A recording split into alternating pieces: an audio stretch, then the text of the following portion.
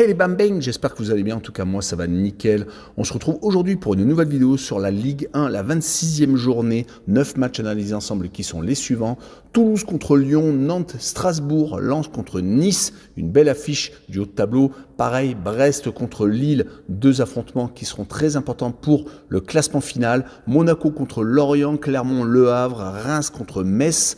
Rennes contre Marseille, une autre très belle affiche, et Montpellier contre le Paris Saint-Germain. N'hésitez pas à venir nous rejoindre sur le site VIP et les réseaux sociaux, tout est à l'écran et en description. N'oubliez surtout pas de mettre vos commentaires, vos critiques positives ou négatives, et surtout n'oubliez surtout pas de mettre votre petit pouce et de vous abonner. Cela fait remonter la vidéo le plus haut possible et surtout ça fait gonfler la communauté. On jette un coup d'œil au classement où le Paris Saint-Germain est en tête avec 56 points, 10 points d'avance sur le second Brest qui a 46 unités. Troisième, Monaco avec 45. Quatrième, Lille avec 42, égalité avec Lens qui est cinquième, mais qui a un goal average légèrement inférieur. En fin de classement, nous avons deux équipes relégables, Metz et Clermont, 17e et 18e. 6 points d'écart tout de même entre les deux formations, 23 pour Metz et 17 pour Clermont. Cela va être compliqué pour se sauver. Et barragiste 16e, Nantes avec 25 unités. Et on attaque avec Toulouse contre Lyon. Les Toulousains sont une équipe ultra irrégulière. Ils ont fait une superbe saison européenne, se faisant sortir en 8e de finale par Benfica, un monstre européen. Par contre, en championnat, ils sont certes 11e avec 29 points, mais n'ont que 4 points d'avance sur le barragiste. Ils viennent de perdre au Havre, alors qu'ils avaient enchaîné 3 victoires et un match nul juste avant cette défaite au Havre.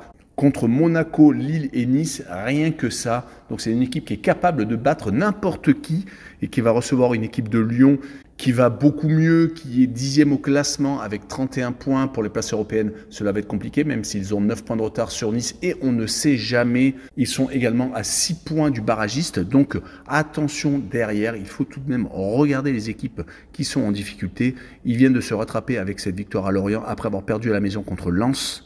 Mais sur les 10 derniers matchs, toutes compétitions confondues, c'est 7 victoires, 1 nul et seulement 2 défaites. Donc il n'y a pas de commune mesure avec le début de saison.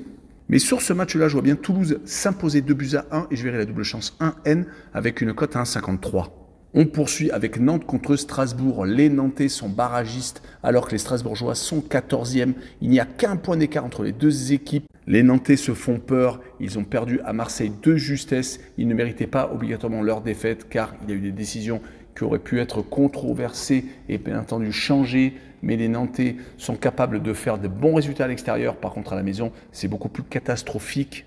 6 défaites consécutives, toutes compétitions confondues, une élimination assez lamentable en Coupe de France contre Laval, une équipe de Ligue 2, et ils ont perdu contre tous les gros bras, Lens, Paris Saint-Germain, également Brest. Et le problème est qu'ils vont recevoir Strasbourg, qui n'est pas beaucoup mieux, qui a fait 2 matchs nuls sur les 3 derniers matchs, une élimination à Lyon au pénalty après avoir fait 0-0, un match nul à Montpellier, mais un petit revers à Monaco. C'est tout de même une équipe qui est joueuse, qui est capable de pas mal de choses, qui à l'extérieur, par contre, sur les 5 derniers déplacements, n'a gagné qu'une seule fois, a fait donc, comme je vous l'ai dit, 2 partages de points contre Lyon et Montpellier, mais elle en a fait un autre contre Clermont et a perdu 3-1 contre Lens, donc qui est plutôt solide quand elle est hors de ses bases. C'est pour cette raison que je vois Strasbourg s'imposer 1-0 et je vois la double chance N2 avec une cote à 1,65. Et on enchaîne avec Lens contre Nice, le 5e contre le 6e, 2 points d'écart entre les deux formations.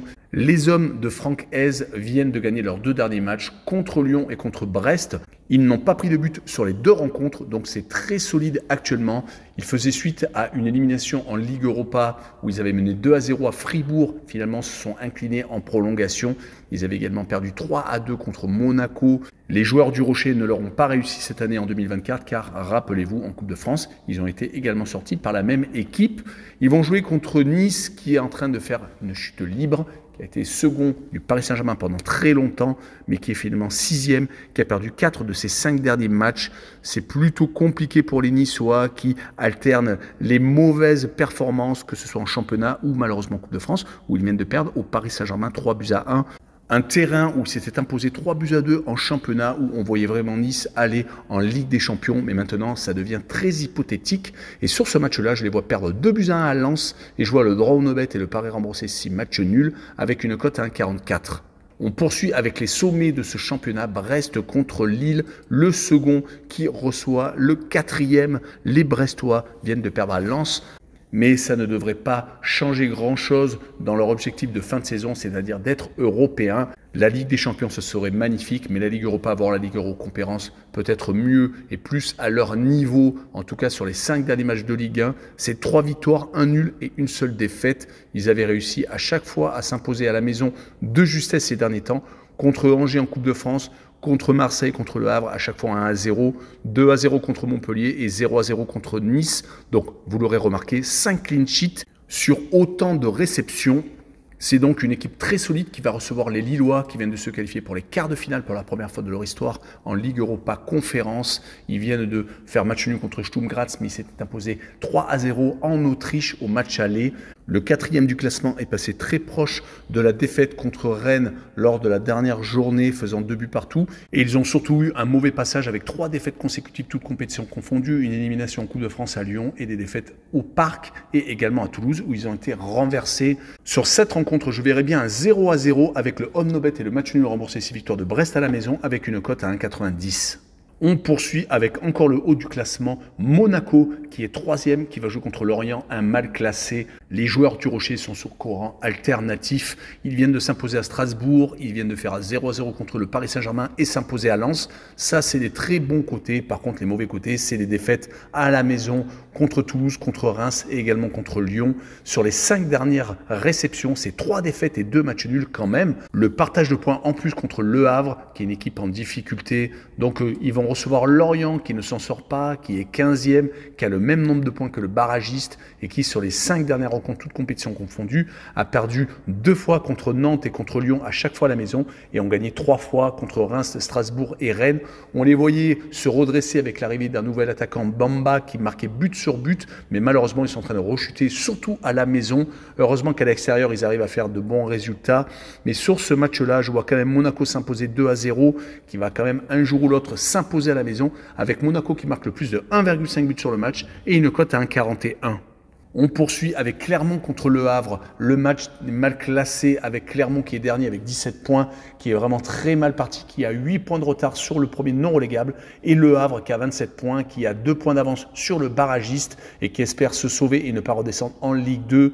Les Havrais viennent d'ailleurs de gagner leur dernier match contre Toulouse. Sinon, ils restaient sur une très mauvaise série consécutive de 7 matchs sans victoire et même 5 revers consécutifs contre Brest, contre Reims, Lille, Rennes et également contre Strasbourg en Coupe de France. Mais leur adversaire du soir est donc dernier. Ils viennent de s'incliner à Metz 1-0 et ils avaient surtout pris une belle claque contre Marseille, perdant 5-1 à la maison. Il faut remonter au 14 janvier pour avoir une victoire de Clermont. C'était à l'extérieur à Nantes. Depuis, malheureusement, c'est 5 défaites et 3 matchs nuls. Sur ce match-là, je vois Clermont s'imposer quand même à la maison 2-1 et encore entretenir l'espoir avec les 2 équipes qui marquent et une cote à 1,92. Et on enchaîne avec Reims contre Metz. Les Rémois sont 9e alors que les Messins sont premiers relégables. Ils ont 2 points de retard seulement sur le premier non relégable, donc tout est encore possible pour les Lorrains qui viennent en plus de gagner leurs 2 derniers matchs à Nantes et contre Clermont. Des matchs très importants qui les laissent encore en vie, surtout qu'ils n'ont pas pris de but sur ces 2 rencontres. Ils avaient avant malheureusement enchaîné les mauvaises performances.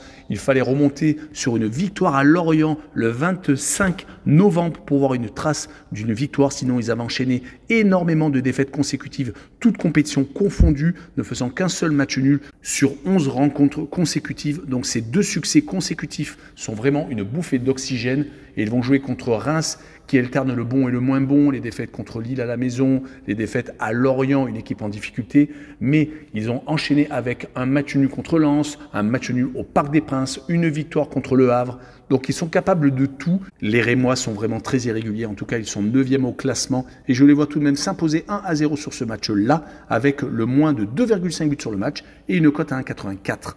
On poursuit avec un des chocs de cette journée, Rennes contre Marseille. Après cette rencontre, on pourra peut-être tirer certaines conclusions. Les Marseillais sont actuellement 7e, alors que les Rennais sont 8e. Il va falloir se rapprocher des places européennes, car le temps passe et la fin de saison approche. Les Marseillais viennent de se qualifier pour les quarts de finale de la Ligue Europa, mais cela a été compliqué hier soir à Villarreal. Ils sont passés proches d'une remontada après avoir gagné 4-0 au match aller. Ils ont perdu 3-1 au match retour et ont marqué dans les arrêts de jeu, passant vraiment près de la correctionnelle. Ils avaient pourtant enchaîné 5 succès consécutifs, toutes compétitions confondues, depuis la prise de fonction de Gasset à la place de Gattuso. Donc c'est leur première défaite depuis l'arrivée du coach français. Les Marseillais marquent énormément de buts, 18 sur les 5 matchs avant cette défaite. Donc ça montre le potentiel offensif de cette équipe qui était en train de dormir depuis le début de la saison. Du côté rennais, donc malheureusement une élimination en Coupe d'Europe contre le Milan AC, même s'ils se sont imposés 3-2 lors du match retour. Ils avaient perdu 3-0 au match aller. Depuis, un match nul au Parc des Princes, une défaite à la maison contre Lorient, un match nul à Lille où ils n'ont pas su garder leur avantage de 2 buts. Malheureusement, leur défense, des fois, montre des signes de faiblesse. En tout cas, ils sont encore qualifiés en Coupe de France où ils vont se déplacer encore au Parc des Princes. C'est pour cette raison que ce match contre Marseille est très important et je verrai un match nul, un but partout avec le Omnobet et le match nul remboursé 6 victoires de Rennes à la maison et une cote à 2,09. On finira avec Montpellier contre le Paris Saint-Germain. Les Montpelliérains sont une équipe qui lutte comme toutes les années pour ne pas descendre. Ils sont actuellement 13e, n'ont qu'un point d'avance sur le barragiste et leur victoire à Nice est d'autant plus importante qu'elle montre qu'ils sont capables de faire de très bons résultats et de se ressaisir quand il le faut. Sur les 4 dernières rencontres de Ligue 1, ils se sont imposés à 2 reprises contre Metz et donc contre les Azuréens. Un match nul contre Strasbourg et une défaite à Marseille 4-1 où ils menaient au score. Donc c'est une équipe qui marque quasiment à chaque match. Mais le problème est qu'ils vont recevoir le Paris Saint-Germain qui vient de se qualifier pour les quarts de finale de la Champions League, qui a encore tous les objectifs en tête. Le championnat, bien entendu, avec 10 points d'avance, cela devrait se jouer assez facilement. La Coupe de France, où ils vont affronter en demi-finale les Rennais, et également donc cette Coupe d'Europe, où le tirage au sort aura lieu aujourd'hui. On va savoir à quelle sauce ils vont être mangés. Ils n'ont plus perdu. Il faut remonter à un déplacement à l'AC Milan, c'était le 7 novembre, et en championnat, leur seule défaite a été avec la réception de Nice, c'était en début de saison. Mais attention, car ils font quand même pas mal de matchs nuls ces derniers temps, car Mbappé est quelquefois sur le banc, des fois il commence, des fois il finit la rencontre, et il ne sauve pas obligatoirement tout le temps la situation. Sur ce match-là, je vois quand même le Paris Saint-Germain s'imposer 3-1, et je verrai le Paris Saint-Germain marquer le plus de 1,5 but sur le match, avec une cote à 1,46. Voilà, on en a fini avec cette vidéo, n'hésitez pas à venir nous rejoindre. Ciao les bambins!